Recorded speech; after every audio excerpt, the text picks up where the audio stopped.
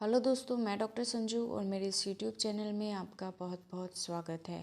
दोस्तों, पीरियड्स से रिलेटेड महिलाओं को बहुत सारी प्रॉब्लम्स होती हैं, जिनमें से एक जो प्रॉब्लम उनको बहुत कॉमन आज के टाइम में दिखाई देती है वो ये होती है कि उनके कई बार ये सवाल होते हैं कि डॉक्टर हमें पीरियड्स बहुत ज़्यादा कम आते हैं, पीरियड्स के दौरान ब्लीडिंग हमें बहुत ज़्यादा कम होती है, तो ऐसा हमें क्यों होता है, किन कारणों की वजह से हमें ये प्रॉब्लम हो रही है। तो आज के इस वीडियो में हम इसी टॉपिक के बारे में बात करने वाले हैं कि अगर पीरियड्स आपको कम होते हैं तो ये किन कारणों की वजह से होते हैं। बट वीडियो शुरू करने से पहले अगर आपने मेरे इस चैनल को सब्सक्राइब नहीं किया है तो इसे सब्सक्राइब ज़रूर कर लें, ताकि मेरे द्वारा बनाई गई हेल्थ से रिलेटेड वीडियोस आप तक पहुंचते रहे। तो दोस्तों, महिलाओं के अंदर पीरियड्स का होना पूरी तरह से हॉर्मोन्स पर डिपेंड करता है। पीरियड्स को नॉर्मल बनाए रखने के लिए, रेगुलर बनाए रखने के लिए कुछ हॉर्मोन्स हैं जिनका नॉर्मल लेवल में होना बहुत ही ज़्यादा ज़रूरी होता है। ये हॉर्मोन्स होते हैं एफएसएच, एलएच, एस्ट्रोजन, प्रोजेस्टेरॉन। किसी भी वजह से अगर इन हॉर्मोन्स में इम्बैलेंस हो जाता है तो पीरियड्स जो होते हैं वो इरेगुलर होने लगते हैं। पीरियड्स अगर रेगुलर होते हैं तो उनकी जो ड्यूरेशन होती है वो 21 से 35 दिन के गैप में हो सकती है, यानी कि 21 से 35 दिन के गैप में अगर आपके पीरियड्स आते हैं, पीरियड्स आपको 2 से 7 दिन तक रहते हैं और एक पीरियड साइकिल के दौरान अगर आप 6 से 7 पैड रेगुलर यूज़ कर लेती हैं तो ये पीरियड्स जो होते हैं आपके नॉर्मल माने जाते हैं। लेकिन अगर आपके पीरियड्स के दौरान ब्लीडिंग बहुत ज़्यादा कम होती है आपको, या पीरियड्स आपके 2 दिन से कम आते हैं, तो इस तरह के पीरियड्स को हम कह सकते हैं कि आपको पीरियड्स कम हो रहे हैं। मेडिकल टर्म में इसे हम ओलिगोमेनोरिया बोलते हैं। ओलिगोमेनोरिया का मतलब होता है पीरियड्स के दौरान पीरियड्स का कम होना या ब्लीडिंग का कम होना। तो पीरियड्स का कम होना टोटली हॉर्मोन्स पे डिपेंड करता है। पीरियड्स में एस्ट्रोजन और प्रोजेस्टेरॉन दो ऐसे हार्मोन्स होते हैं जिनके इफ़ेक्ट की वजह से यूट्रस के अंदर एंडोमेट्रियल लाइनिंग तैयार होती है। अगर प्रेगनेंसी हो जाती है तो इसी एंडोमेट्रियम लाइनिंग के ऊपर ज़ाइगोट जो आता है, बच्चा जो होता है वो आके इम्प्लांट हो जाता है और इसी से अपना पूरा न्यूट्रिशन वो लेता है। अगर प्रेगनेंसी नहीं होती है तो इस एंडोमेट्रियम लाइनिंग का कोई यूज़ नहीं होता और ये टूट टूट कर पीरियड्स के रूप में बाहर आ जाती है। तो अगर ये एंडोमेट्रियम लाइनिंग मोटी तैयार होती है बनके तो आपको पीरियड्स के दौरान ब्लीडिंग हैवी होती है।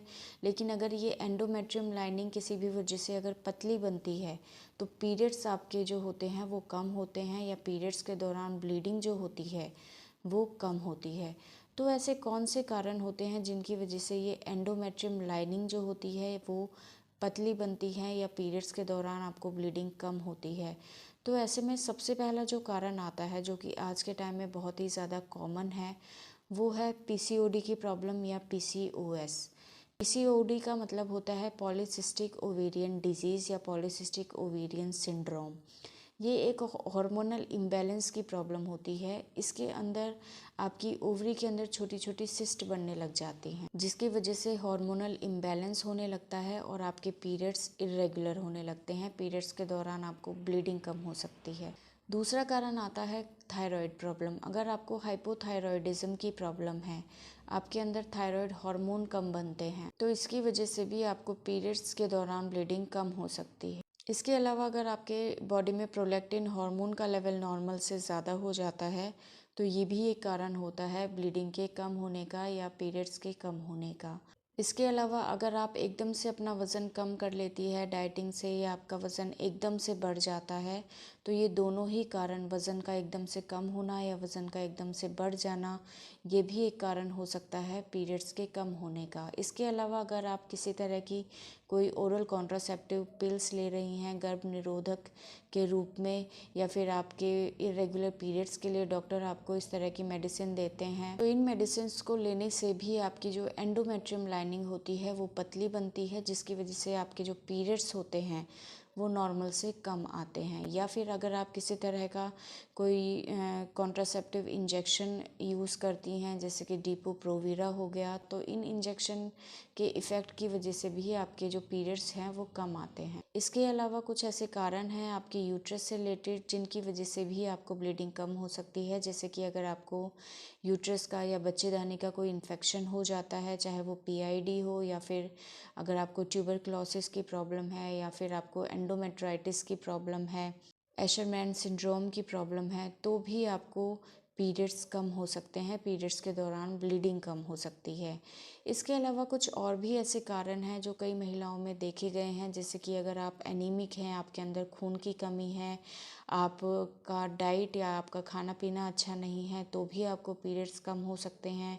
या फिर अगर आपको कोई लंबी बीमारी है जिसकी वजह से आप काफ़ी लंबे टाइम से बीमार चल रही हैं, या फिर आपकी कुछ मेडिसिन्स हैं जो कि काफ़ी लंबे टाइम से चल रही हैं, तो कहीं ना कहीं उनके इफ़ेक्ट की वजह से भी आपके पीरियड्स के ऊपर इफ़ेक्ट पड़ सकता है और आपके पीरियड्स कम हो सकते हैं। तो दोस्तों, ये कुछ कारण हैं जिनकी वजह से आपके जो पीरियड्स हैं वो कम हो सकते हैं, या फिर पीरियड्स के दौरान ब्लीडिंग की प्रॉब्लम आपको हो सकती है, आपको ब्लीडिंग कम हो सकती है।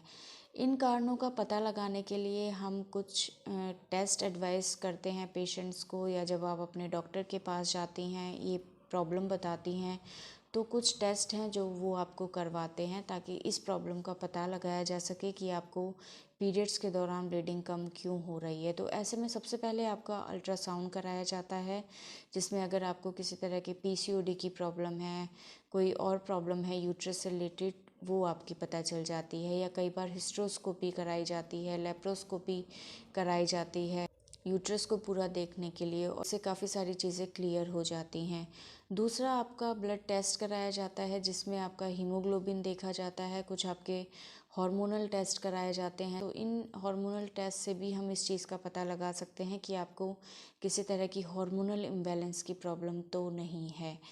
तो इन टेस्ट को करा के हम काफ़ी चीज़ों का पता लगा सकते हैं कि आपको ये प्रॉब्लम किस वजह से डेवलप हो जाती है, और उसी के अकॉर्डिंग फिर डॉक्टर आपको ट्रीटमेंट देते हैं। तो ट्रीटमेंट की अगर हम बात करें तो वो टोटली डिपेंड करता है कि आप में क्या कारण निकल के आता है। अगर आपको किसी तरह की हार्मोनल इम्बैलेंस की प्रॉब्लम है तो उसके अकॉर्डिंग आपको प्रॉपर ट्रीटमेंट दिया जाता है। आपको कोई इन्फेक्शन है तो उससे रिलेटेड आपको ट्रीटमेंट दिया जाता है। इसके अलावा डॉक्टर आपको खाने पीने से रिलेटेड एडवाइस देते हैं। अगर आपको पीसीओडी की या हार्मोनल इम्बैलेंस की प्रॉब्लम है तो देखिए, ये पूरी तरह से हमारे खाने पीने पर डिपेंड होती है, क्योंकि कई बार हमारा खाना पीना इस तरह का होता है जिसकी वजह से हमें पीरियड से रिलेटेड प्रॉब्लम होने लगती है। तो अगर हम अपने डाइट पे, अपनी लाइफस्टाइल पे ध्यान दें तो काफ़ी बार बिना मेडिसिन के भी हम इस प्रॉब्लम को ठीक कर सकते हैं। क्योंकि कई बार क्या होता है, सब कुछ टेस्ट हम करा लेते हैं लेकिन फिर भी कोई कारण निकल के नहीं आता। तो ऐसे में आप अपने प्रॉपर डाइट प्लान से, अपनी लाइफ स्टाइल चेंज करने से इस प्रॉब्लम को पूरी तरह से ठीक कर सकती हैं। आपको रेगुलर एक्सरसाइज करना है, योगा करना है, आपको अपने डाइट में हरी सब्जियां, फ्रूट्स वगैरह ज़्यादा से ज़्यादा लेना है, बाहर की चीज़ों को टोटली अवॉइड करना है, क्योंकि ये एक बहुत बड़ा कारण होता है हमारे वेट गेन का, और इसकी वजह से हमें हार्मोनल इम्बैलेंस की प्रॉब्लम हो सकती है। अगर आप स्ट्रेस लेते हैं तो कई बार स्ट्रेस भी एक कारण होता है हमारे पीरियड्स के कम आने का। तो स्ट्रेस को आप योगा से इम्प्रूव कर सकती हैं। अगर आपको कोई प्रॉब्लम लंबे टाइम से चली आ रही है तो उसका प्रॉपर ट्रीटमेंट लें। तो इन चीज़ों को करके आप अपने पीरियड्स को ठीक कर सकती हैं। और अगर आप एक्सरसाइज, योगा और अपनी डाइट पे ध्यान देती हैं तो पीरियड्स से रिलेटेड आपकी 80% प्रॉब्लम्स जो होती हैं वो अपने आप ठीक हो सकती हैं बिना किसी मेडिसिन्स के।